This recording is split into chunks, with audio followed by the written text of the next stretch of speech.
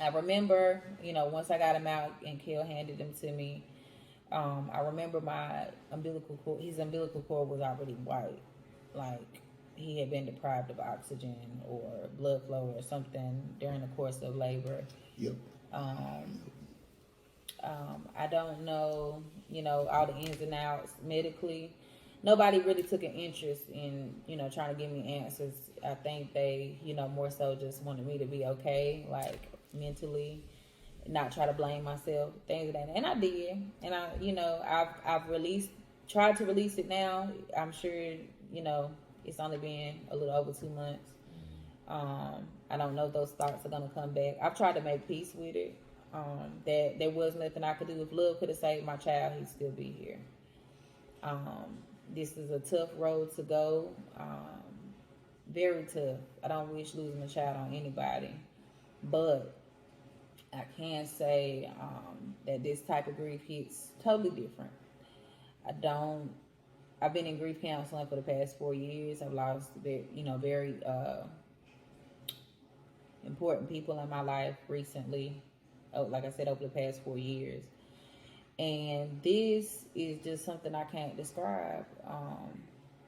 It's not ever going to go away. Time is not going to make it better.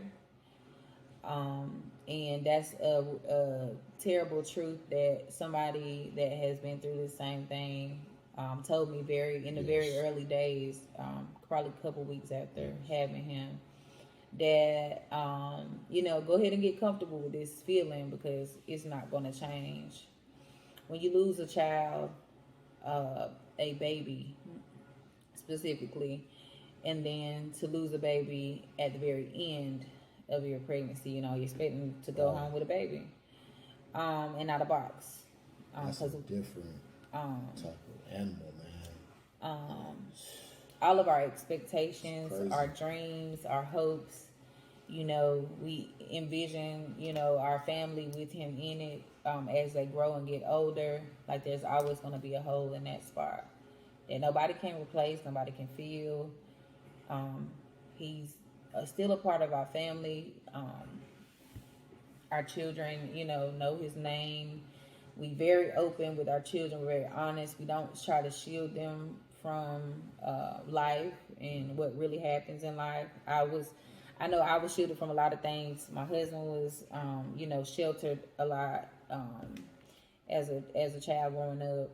That's just, I guess, in Southern upbringing. It's something that we tend to do, but we don't do that with our children. Arrangements. We didn't have a funeral, so we decided to, because we plan on probably leaving from the area we live in sooner or later. We decided against burying our son because we didn't want to leave him behind. We do plan on making some transition soon, so we decided to cremate him. In both of our families, that's like kind of unheard of. People don't do that. I don't know about black people, all black people, but most people that I know too don't tend to cremate their loved ones. But it's something that we decided to do. I had a little mental, issue with it in a few seconds. But like I said, with everything else, I kind of just got it out my head and just went on with it. I left the hospital. They did allow me and my husband and our family time with him. They used like a cooling mat to keep his body temperature cool. They said as long as I wanted to be there with him, I could have.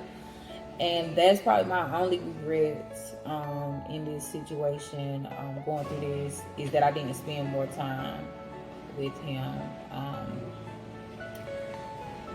In hindsight, like I said, we're very open with our children. I probably would have had somebody bring them to the hospital, but with COVID and all that, I really couldn't really think through my thoughts enough to get that far. But we didn't let them come to the hospital. They didn't see him other than pictures, and they wanted to know why. They understood that he wasn't coming home. They understood that he passed away, but they did not understand why they weren't allowed to meet him. They wanted to see him. They wanted to hold him at least in the time, that type of stuff. And I regret, not making them a part of it, even in that. But I just was thinking about them being traumatizing because I've been through so much trauma. I try to keep it away from them at all costs. So we spent about, I'd say, about 6 hours. They let me go home around 1 o'clock. So probably 4 or 5 hours we spent with him. And it's not until you go through something like this, like I could have never imagined, and I've seen other people do it, and I was just like, I couldn't do that, posting my baby on social media, a deceased child, like on social media, I would like never see myself doing that, like, or even being able to hold my child, and knowing it's, he's dead, that was like something that I couldn't really see myself being able to do or handle. He was just like he was any of the other ones that I've had. I still loved on him. I still held him. I still put him on my chest. I still went through everything that I normally excuse me, I normally would do with my children. I don't know, during some point when they were trying to work on him, they had put some kind of tubes in his legs. So they brought him to me initially, still like that, because something about the autopsy.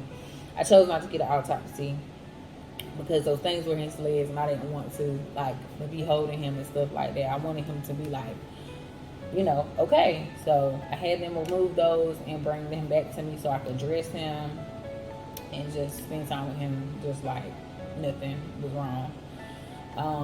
A very close friend of mine came to the hospital and she held him, and just like, she would have if it was any of the rest of them. And I appreciated that so much. It meant a lot to me. But yeah, I just I took pictures of him, I dressed him, I loved him, I talked to him, Daddy held him. And that hurts, man, because he looked just like me. I can feel his spirit. That his spirit intertwines with my spirit. So when you lose something like that, and it never even got a chance, that almost took me out of here. That almost took me out of here. And my biggest concern is him. Like he was so. Every time I have a child with my husband, it seems like he gets better and better as far as like with birth and being comfortable with the things, the natural processes of birth. Like to me now he's doula status as far as like being there, encouraging me. He sat back and listened to a lot of things that I've said and that I've talked about. And even with Rainbow, my last home birth before this, he caught her like, coming out, everything. And with the twins, you couldn't be involved, but even with Joy, like he kind of just stood to the side and observed, but like wasn't really emotionally, involved. He's not a very emotional guy anyway, but this time it was just like, and you even said like when I was in labor, like I did better with my breathing and, not losing my mind, because I'm a screamer. I scream through the whole thing and, be losing my mind the whole time. But even that, going through that labor process, it wasn't as bad as it, I didn't react as bad as I normally do. But like I said, in hindsight, everything was still very beautiful. I mean, the end result was not what we wanted, of course, but it still was, a beautiful experience as far as, being able to go through something like that with somebody that genuinely loves you and, you know, I definitely could not have done this with anybody else aside from my husband. We've been through a lot of things, and you know, over the course of time, we'll share those things, some of those things with you. But we got ready to go. I had, you know, felt like I had spent enough time, and I was ready to go. They let me, you know, discharge me and stuff. They sent me home with some pain medicine, and you know, they got ready to roll me out of the hospital. And I live in a small, like I said, small town. I hate the hospital that I went to. I would never even have a baby there, but that's where I had to go because it's, you know, the closest thing for them to transfer me to. They did okay, you know, to be expected. I just lost a baby, so they took, you know, decent care of me. They got ready to roll me out of the hospital, and they gave me my little box with his pictures in it, and you know, different things, little memorabilia stuff. And as they're rolling me out, I make eye contact. A lady's at the desk, I guess, signing somebody in with one of my Facebook friends. We don't know each other very well, but you know, she follows me. She know I was pregnant, all that kind of stuff. And my eyes meet her, and I'm crying still, of course, because I've just left my baby in the hospital. That's not coming home ever. And she looks at me and she says, "Everything okay?" And then she looks down at the box and sees it's not a baby. And I probably cried worse then than I did the whole time. And I cannot tell you, like, well, I can't tell you the different emotions I've been through, like, since going through this, is being like shame, ashamed. You know, this is something that I do. I have a baby every 2 years since we started having kids, and I just feel like I'm good at it. I've been through every type of birth, you know, C-section, VBAC, pain medicine, not pain medicine. I have not been induced, but I've had multiples, you know, at one time. Just, you know, went through everything. Now I've had an unassisted birth. You know, I feel like I'm very knowledgeable based on my experience. And it's just been, he's gonna go again. It's been very, you know, different emotions, shock. I know I didn't come out of shock for about 2 weeks, at least 2 weeks. I'm still in disbelief sometimes, but shock definitely set in. Once that wore off, I was numb. Just didn't really care about so much anything. So we went home. Left the hospital, went straight to the funeral home, made the arrangements. Then we went home. Nobody had been. My dad had came down and was there with my kids. But came home to the scene of, you know, labor. Nobody had cleaned up or anything, so we're rushing. You know, people, we know, you know, certain people are gonna be coming to the house to check on me and stuff like that. So we, you know, try to hurry up and clean up.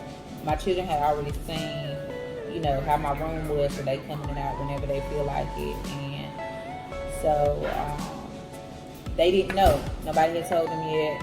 Because, you know, they didn't know I didn't want to. So we, you know, called them in the room to tell them what happened. My son, Kaale Jr., he is autistic.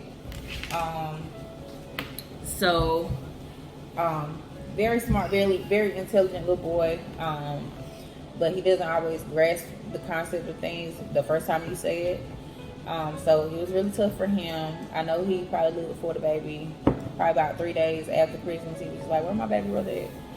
And that was extremely hard to go through, trying to explain that to him, that, you know, baby brother wasn't going to make it home for Christmas.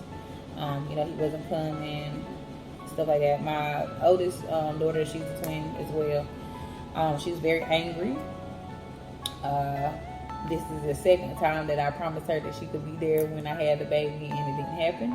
So I don't make a lot of promises to my kids because I know promises usually are broken. But I don't usually promise anything unless I know I can deliver. But yeah, so she was mad, but later after talking to her several times, about things, she let me know that she had been in my room, seen the blood, and it wasn't a lot of blood, but it was too much for her, obviously.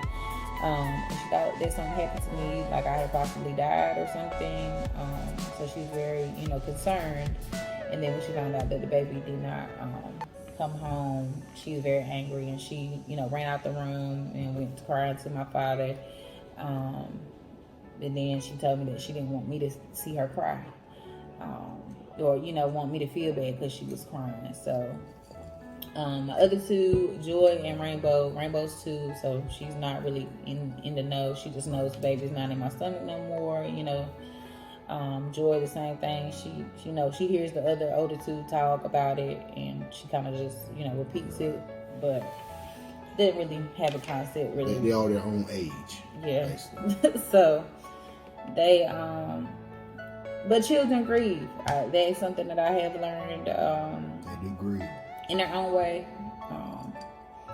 A lot of it is acting out sometimes. And then sometimes, like, Madeline will just be, very irritated, and, just start crying and tell me what happened. So the best, deciding to, kind of deal with things and still where they can understand, I decided to get a teddy bear urn, and I'll show you that in another video. But that's their brother. They understand that his ashes are in there. They take him around with them where they go. And some people may see that feel like that's weird, or, they may grow some attachment to it or something like that. But that's the best I could do with having small children and trying to explain something traumatic like this to them, to where they can deal with it. So I did what I felt like was best. And as a mother, as a parent, you're going to always do what you feel like is best. And nobody can really do anything or tell you yay or nay that that's not the right thing to do. So, she all right. She might come want to join the video. She probably sleepy, but so we told them, we talked to them, we cried. I was in the bed, I know, at least 2 or 3 weeks before he went back to work. We always knew that he was going back to work pretty fast this time, so he could start, training on his new position. So a lot of people came by. A lot of people reached out and did things for me that I was not expecting. And I appreciate each and every one of you that, looked out for my family during this difficult time.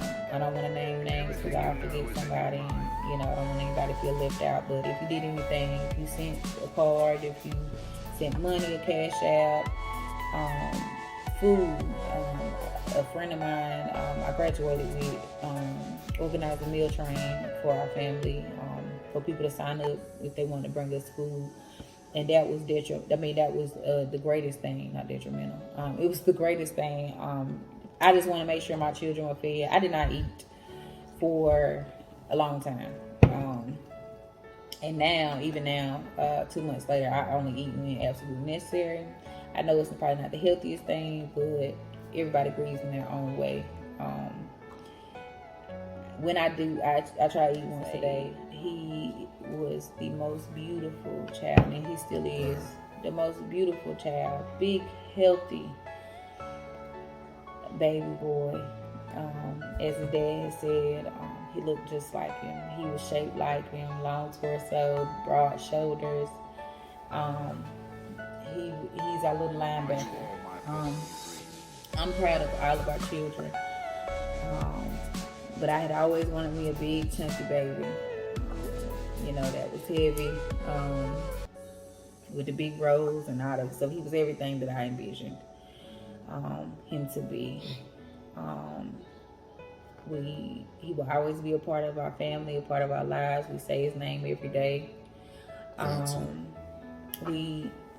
Aside from the urns, me and Kaale also have these lockets.